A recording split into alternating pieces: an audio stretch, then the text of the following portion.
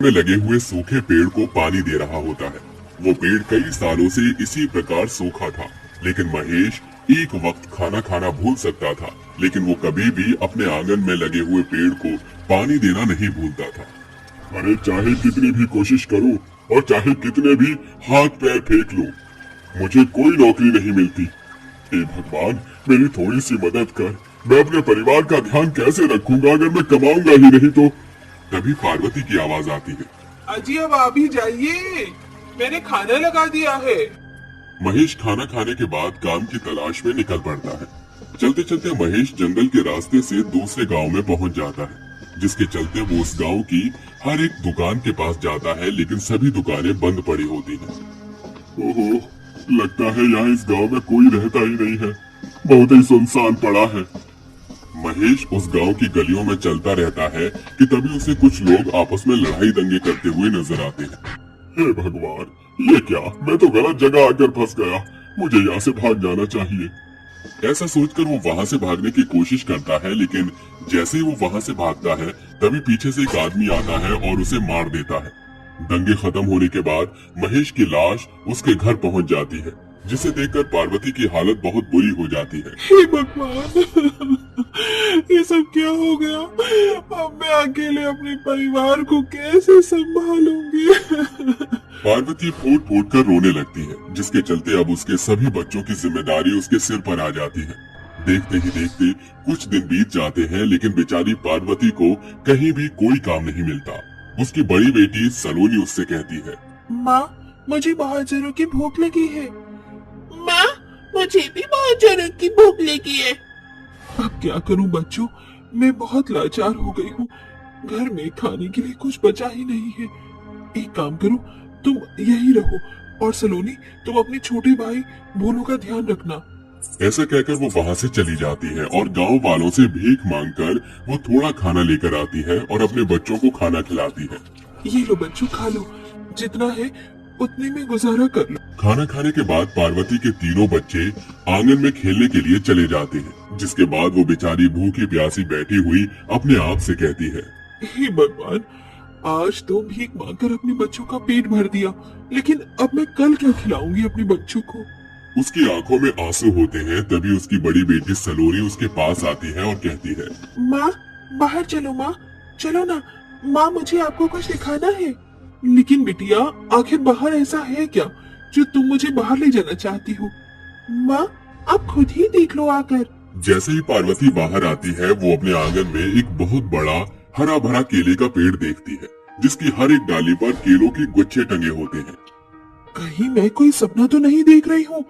क्या ये सच में केले का पेड़ है? तभी वो जादुई पेड़ बोल पड़ता है, नहीं, तुम कोई सपना नहीं देख रही हो, ये हकीकत है। पेड़ को बात करते हुए देख पार्वती डर जाती है, जिसके बाद वो अपने तीनों बच्चों को अपने पास कर लेती है। अरे डरो मत, मैं तुम्हें कोई नुकसान नहीं पहुंचाऊंगा, मैं तो बस अपने एहसान को चुकाना चाहता हूँ। एहसान? कैसा एहसान? आखिर किस एहसान की बात कर रही हो तुम? जो एहसान आपके पति ने मेरे ऊपर किया है, मेरा आज कोई वजूद नहीं होता। महेश हर रोज मुझे पानी दिया करता था, उसे मुझसे कभी कोई लालच नहीं था, लेकिन उससे मेरी सुखी टहनियाँ देखी नहीं जाती थी। अब मेरा समय है, अब मुझे अपनी मदद करने दो। लेकिन तुम हमारी मदद कैसे कर सकते हो? मैं एक जादुई पेड़ हूँ, मेरी हर टहनी पर केलों का गुच्छा लगा हुआ है। तुम इन्हें तोड़ लो और जब तुम्हें अगली बार दोबारा केले चाहिए होंगे, तो मेरे इस जादुई पेड़ पर फिर से इतने सारे केले अपने आप उगाएंगे। तुम इन्हें बेचकर अपने बच्चों का गुजारा कर सकती हो। जादुई पेड़ के ये कहने पर पार्वती उसके ऊपर से सारे केले तोड़ लेती है, और जो पेड़ के सबसे ऊपर वाली सतह में केले लगे होते हैं, उन्हें वो तोड़ नहीं पाती, जिसके लिए जादुई पेड़ अपनी टहनियों को झुकाकर पार्वती की तरफ कर देता है। हमारी मदद के लिए तुम्हारा शुक्रिया। पार्वती उन सभी केलों को बाजार में ले जाती है, जिसके चलते उसकी अच्छी खासी कमाई हो जाती है। भगवान का लाख लाख शुक्र है जो जादुई पेड़ ने हमारी मदद की। कम से कम अब मैं अपने बच्चों को स्कूल तो भेज सकूंगी। ऐसा सोचकर वो सारे केले बेचकर वापस घर आ जाती है। महेश के मरने के कई दिन बाद वो सभी पेट भरकर खाना खाते हैं। अगले दिन जैसे ही सवेरा होता है, पार्वती अपने तीनों बच्चों को नहला धुलाकर स्कूल में एडमिशन करवाने के लिए लेकर जाती है। एडमिशन होने के बाद वो जादुई पेड़ के पास आती है और जादुई पेड़ से कहती है, जादुई पेड़, मेरे पास जितने केले थे सभी बिक गए हैं। मुझे तुम्हारे पेड़ से और केले चाहिए। पार्वती के इतना कहते ही जादुई पेड़ की सभी टहनियाँ हरी भरी हो जाती हैं, जिसके बाद उसकी हर एक टहनी पर केलों के गुच्छे लग जाते हैं और वो हर एक टहनी से बहुत सारे केले तोड़ लेती है, जिसके बाद वो फिर से बाजार में ले जाकर उन्हें बेच देती है। ऐसे ही धीरे धीरे वो जादुई पेड़ की मदद से अपनी सभी परेशानियों को ठीक कर लेती है। कुछ साल बाद उसका बेटा बड़ा हो जाता है और उसकी दोनों बेटी शादी के लायक हो जाती है। माँ, मुझे कॉलेज जाने के लिए देरी हो रही है, लाओ मुझे कुछ पैसे दे दो। ये ले बेटी, मन लगाकर पढ़ाई करना और शाम को समय से घर पहुंच जाना। आज लड़के वाले तुम दोनों बहनों को देखने आ रहे हैं। आप चिंता मत कीजिए माँ, मैं फौरन वापस आ जाऊंगी। यूं गई और यूं आई। ऐसा कहकर वो निकल जाती है। तभी सलोनी अपनी माँ से कहती है, माँ, आपको हमारी शादी करने की क्या जरूरत है? अभी तो हमारी शादी की उम्र भी नहीं हुई है माँ। नहीं बेटी, यही सही उम्र होती है शादी की। मैं जानती हूँ बेटी, तुझे मेरी बहुत चिंता है, लेकिन तुझे मेरी चिंता करने की कोई जरूरत नहीं है। मेरे साथ जादुई पेड़ है, उसकी मदद से मैं अपना जीवन आराम से व्यतीत कर सकती हूँ। माँ, आपके बिना हमारा क्या होगा? जरा सोचो तो सही। सब कुछ ठीक होगा मेरी बेटी, मुझ पर भरोसा रख। पार्वती किसी तरह सलोनी को समझा लेती है। शाम को लड़के वाले उनके घर आते हैं और पार्वती की दोनों बेटियों को पसंद करके चले जाते हैं। देखते ही देखते शादी की रस्में शुरू हो जाती है, जिसमें वो सभी बहुत खुश होते हैं। आखिर में वो दिन भी आ जाता है जब पार्वती अपनी दोनों बेटियों की शादी करने वाली होती है, लेकिन अचानक से घर के अंदर से उसका सारा पैसा चोरी हो जाता है। आखिर ऐसा कैसे हो सकता है? मैंने इतना सारा पैसा इतनी मेहनत से कमाया था और शादी वाले दिन ही सारा पैसा चोरी हो गया। अब मैं क्या करूं? पार्वती को कुछ समझ नहीं आता और वो आंगन में जाकर पेड़ के नीचे बैठकर रोने लगती है।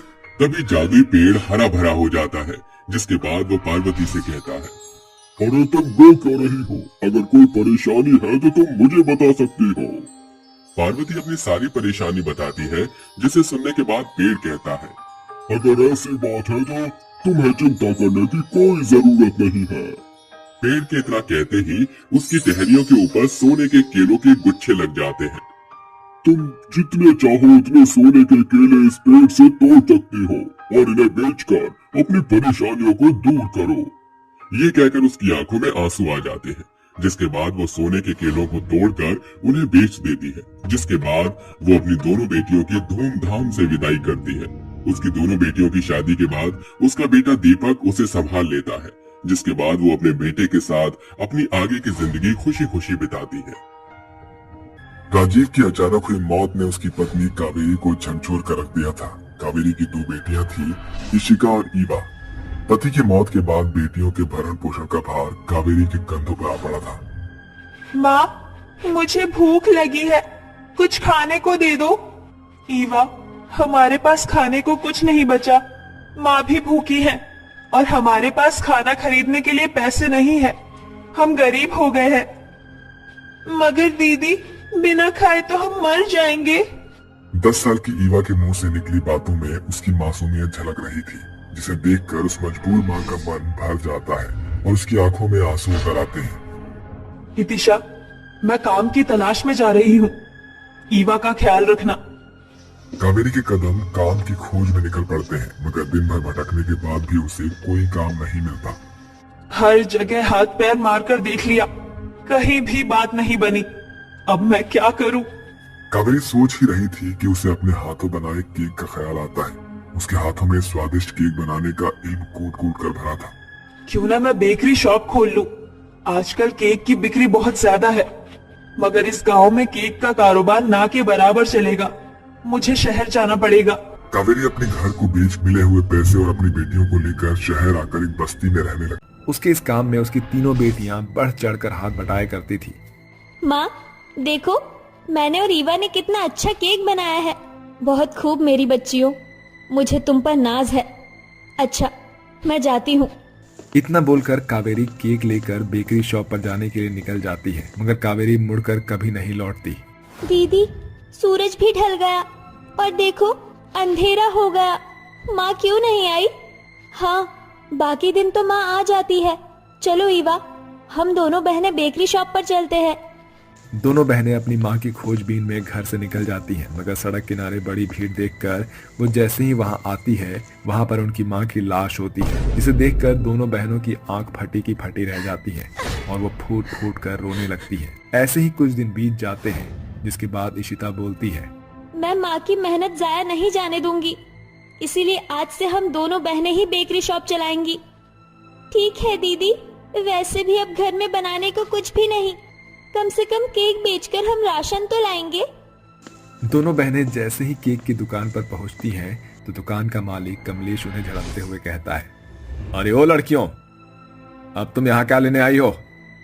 ये बेकरी शॉप हम बहनों की है, आप यूँ अपना हक नहीं जमा सकते। दीदी, मुझे तो ये अंकल ठगी लगते हैं। बीते भर की छोकरी मेरे दुकान में खड़ी होकर मुझे ठगी कहती है। अब तुम्हें इस बेकरी शॉप से ठेंगा मिलेगा। चलो फुटो यहाँ से। नहीं, हम यहाँ से नहीं जाएंगी। बहुत ढीठ है ये लड़की, ठहर जाओ, अभी मजा चखाता हूँ। कमलेश दोनों अनाथ बहनों को बेरहमी से मार कर भगा देता है। दोनों बहनों के माथे से खून बहने लगता है और दोनों लंगड़ाती हुई एक जंगल में बैठकर रोने लगती है। माँ, पिताजी, आप हम बहनों को अनाथ क्यों करके छोड़ गए? ये दुनिया बहुत बुरी है और मतलबी है। मत रो दीदी, चुप हो जाओ। काश कि हम दोनों बहनों को बादलों पर थोड़ी जमीन मिल जाती, जहां हम बेखौफ होकर अपनी केक बेकरी शॉप खोल लेती। ये तुम कैसा ख्वाब बुन रही हो ईवा?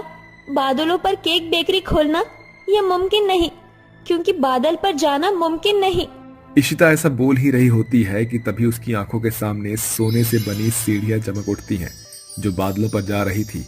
ये देखकर दोनों बहनों की आंखें इठलाने लगती है और एक आवाज उन बहनों को बुलाहट देती है, इशिता, ईवा, बिना वक्त गवाए सीढ़ियों से ऊपर आ जाओ। दोनों बहनें सीढ़ियां चढ़कर बादलों पर चली जाती हैं, जिसके साथ सभी सीढ़ियां गायब हो जाती हैं और एक सुनहरे प्रकाश में उनके सामने 3 जादुई केक घर बने होते हैं, जिनकी नाक, आंख और मुंह होता है। और सामने खड़ी एक सुंदर सी परी उनका स्वागत करते हुए कहती है, मैं वैनिला परी हूँ। इस बादलों में बसे जादुई 3 केक घर की ओर से तुम्हारा स्वागत करती हूँ। जादुई परी, आपने हमें यहाँ क्यों बुलाया है? क्योंकि मैं कई साल से इन तीनों जादुई केक घर की रखवाली कर रही थी, मगर अब मेरे जीवन के 1000 वर्ष पूरे हो गए, इसीलिए मुझे पहरुए की खोज थी और फिर मेरी नजर तुम दोनों बहनों पर पड़ी, इसलिए मैं तुम्हें इस तीनों जादुई केक घर का वारिस ठहराती हूँ। अब से तुम यहाँ रह सकती हो। अलविदा। एकाएक परी गायब होकर बादलों में घुल मिल जाती है, जिसके बाद तीनों जादुई केक घर उन बहनों को बुलाहट देती हैं। मैं हूँ चिक्की, जादुई चॉकलेट केक घर। क्या तुम मुझ में रहना चाहोगी? मैं हूँ स्ट्रॉबेरी केक घर, तुम मुझे चुनो। नहीं, तुम मुझे चुनो। देखो मैं इन दोनों केक के मुकाबले कितना बड़ा हूँ। तीनों जादुई केक को लड़ता देखकर इशिता बोलती है, तुम तीनों लड़ो मत, हम दोनों बहनें बारी बारी से तीनों घर में रहेंगी। इतना कहकर इशिता जादुई चॉकलेट केक के घर में घुस जाती है, जहाँ शान और शौकत की सभी चीजें होती हैं, जैसे कि सुंदर बेडरूम, बिस्तर, किचन और भी बहुत कुछ। अरे वाह दीदी, ये जादुई केक घर तो बड़ा ही आलीशान है। यहाँ हम सुकून से रह सकते हैं। अब तो मुझे बहुत जोरों की भूख लगी है, काश कि चॉकलेट केक खाने को मिल जाता। ईवा की अभिलाषा जानकर जादुई केक घर उसके सामने स्वाद से भरपूर खुशबूदार केक प्रकट करता है। दोनों बहनें उसे खुशमन से खाती हैं। ऐसे ही समय बीतता जाता है और वो पाइनएप्पल केक के घर में प्रवेश करती हैं। देखो दीदी, ये दूसरा जादुई केक घर तो पहले वाले से भी सुंदर है। क्या हुआ दीदी, आप यहाँ आकर खुश नहीं हुई? मैं खुश हूँ, पर काश ये केक घर हमें नए कपड़े देते, तो हमें ये फटे पुराने कपड़े नहीं पहनना पड़ता। जैसे ही इशिता जादुई केक घर में अपनी इच्छा जताती है, एक सुनहरी किरण जगमगाहट के साथ उसके सामने सुंदर सुंदर कपड़ों का ढेर लग जाता है। देखो दीदी, इस दूसरे जादुई केक घर में कितने सारे कपड़े दिए हैं। समय बीतता है, तीनों जादुई केक घर उन बहनों के हर एक मनोकामना को पूरा करते। देखते ही देखते ईवा का जन्मदिन आता है और वो खुश होकर कहती है, जादुई केक घर, क्या तुम्हें पता है आज मेरा बर्थडे है? बताओ तुम तीनों मुझे क्या तोहफा दोगे? कहो ईवा, तुम्हें हमसे क्या चाहिए? हम तुम्हारी इच्छा जरूर पूरी करेंगे। ये सुनकर ईवा की आंखें खुशी से झिलमिला उठती हैं और वो भावुक होकर कहती है, मैं चाहती हूँ कि आज मेरे जन्मदिन के अवसर पर मैं बेसहारा बच्चों को केक खिलाऊं, क्योंकि उन बेचारों का बर्थडे कोई नहीं मनाता। माँ कहती थी गरीबों में खुशियाँ बांटना भली बात होती है। ईवा की बात सुनकर तीनों जादुई केक घर खुशी से भर जाते हैं और एकाएक केक घर के फाटक खुल जाते हैं, जिसके अंदर से निकल रही सुनहरी रोशनी जुगनू के जैसे छिटकी हुई बादलों से जमीन पर सीढ़ियां बनाती है। जाओ ईवा, जाकर तैयार हो जाओ, तुम्हारे दोस्त आ ही रहे होंगे। चलो ईवा, मैं तुम्हें सिंड्रेला के जैसे तैयार कर देती हूँ। थोड़े ही देर में सभी अनाथ बच्चे सीढ़ी से होते हुए बादलों पर बसे जादुई तीनों केक घर में आते हैं। आहा देखो बंटी, 3-3 केक घर। हाँ बबली, मेरे मुंह में तो पानी आ रहा है। आओ साथियों, आज मेरे साथ तुम सभी का जन्मदिन है। जादुई केक घर इन सभी बच्चों को जन्मदिन का केक दो।